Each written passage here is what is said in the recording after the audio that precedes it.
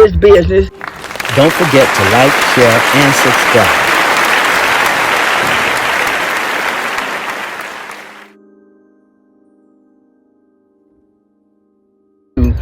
If you're going to be in a marriage, because a marriage is different from a partnership. This term keeps coming into my life. We partners. No, the hell we ain't. We ain't no damn partners. I own this business, and you can come in and manage and be the manager in my household, in my household or in my business. But I'm not going into no partnership. I go into partnership. That's not marriage. Marriage is not a partnership.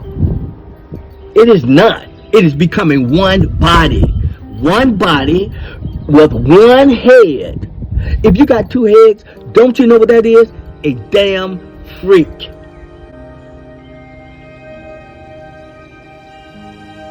That's what it is. It's something that did not completely separate itself. It didn't completely go in to become one, or it didn't totally separate. Something happened. A freak of nature. Now, I'm not trying to say those people who that may be living this way and whatever. I don't mean to demean you or disrespect you, because maybe the reason why you exist is so that we can see that these things can happen, and it's not what God maybe meant to happen, except to be an example for us to be able to see this was not complete. This is not the norm. Okay? And you have to live the way you're living. But truly, I might be wrong, but I would believe that you would much rather have been two separate people with your full body to your own. But you had to learn how to deal with it, because you're here. You're here, and you're supposed to live. And so what we do is try to nurse you and help you with everything that you need in order to move throughout this life, because that could happen to any of us. Okay? So this is not about trying to put down the person, the freak of nature, the misdirection of something in the process of developing a person. But these people who are sitting around here talking about you can't question them. As a man, as a head, I've got to answer to God about what's going on in their body. Why that hand ain't right? Why it's not doing what's right? I told it to, but it ain't obeying me. Yeah, because it's just talking back to me. This is a freak. This is crazy. And then they turn around and tell you you're crazy. You're the one with all the problems, because you keep asking them questions.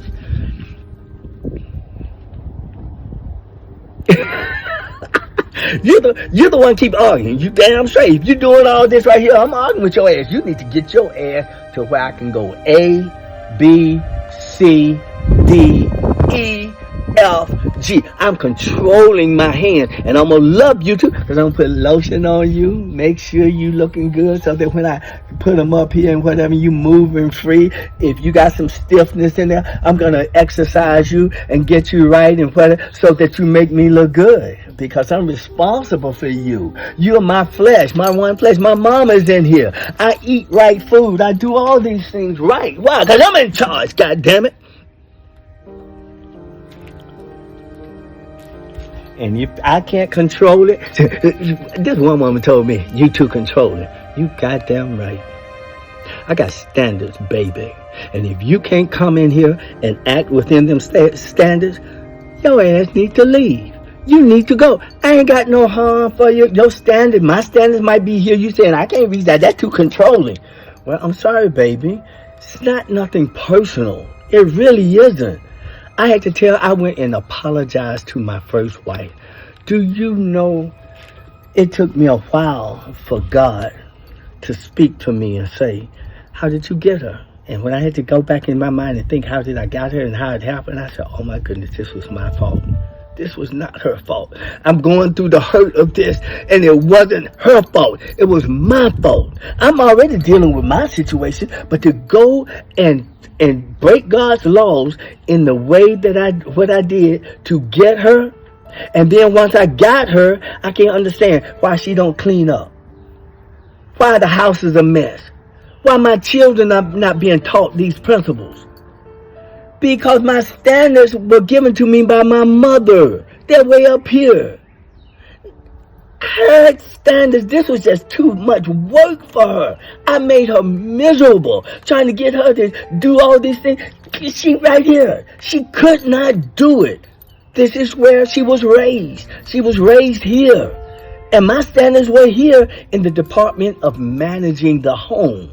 And she was brought in to be the mother of my children, to manage them and to manage the household and to manage things while I'm out working and when I can't be there. I needed her to do all these things. So when I come home, the standard's still here. I'm getting frustrated as hell. I'm working like hell to do whatever I can do to provide for my household and do all this stuff. And she just cuts off, and pretty soon she said, fuck you. I'm going to do it the way I want to do it. And down here, and now, I'm frustrated. She's frustrated. The whole family's frustrated. All this arguing and stuff up in the house is just not right. And it's not God's will. And for me to shut my mouth, what was I going to do? And then you have a woman telling you shut your mouth. You narcissist. Are you kidding? You think I want to walk into that again? No, this is what we can do. We can continue. Because I'm with a woman right now. She's really, really a good woman. She really is a good woman. Oh, I love her to death. I do. But after being married for 35 years, and I know what it feels like to be in a good marriage, because I saw my mother and my father in a good marriage. I saw my other brother in a good marriage. I see my other brother in a good marriage. I see my other brother in a good marriage. And they have stayed together, and they have fought the fight, and they stayed together. But as Kevin Samuel said, this is the process in which it happens when a divorce happens. 80% of divorces are filed by women.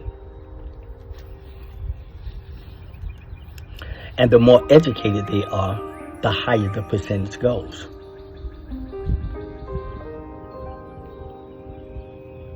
So it does not surprise me at all. This is not the female's fault. This is the head's fault.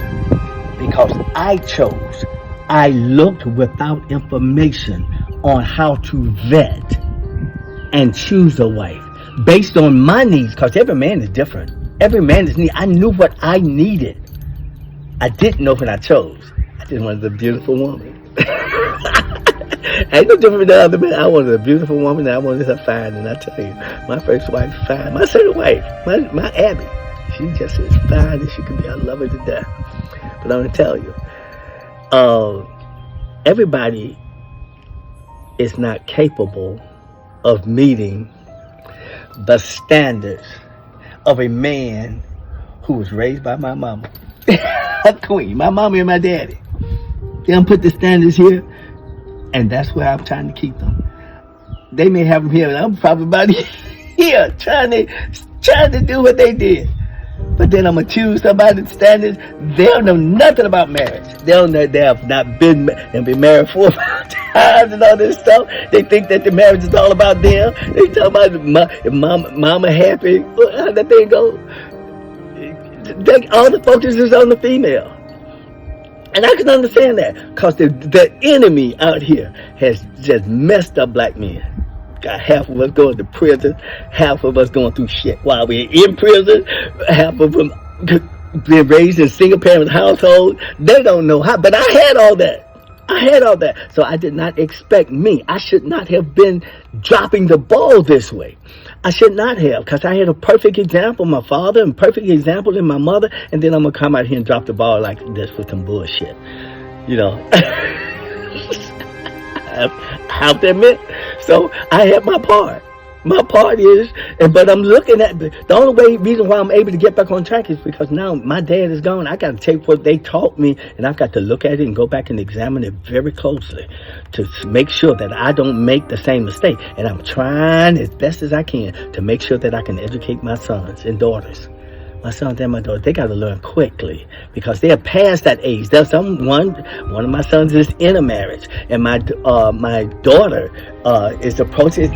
They're at that age making these decisions, and I just every time I see all the drama and shit that I see on the internet, I'm sending information as much as I can because I'm not in the house anymore because somebody brought to an end of that house. So I guess maybe it was God because it was the best thing that probably could happen because I probably could not see what I even see now if that divorce had not happened. And don't forget to like, share, and subscribe.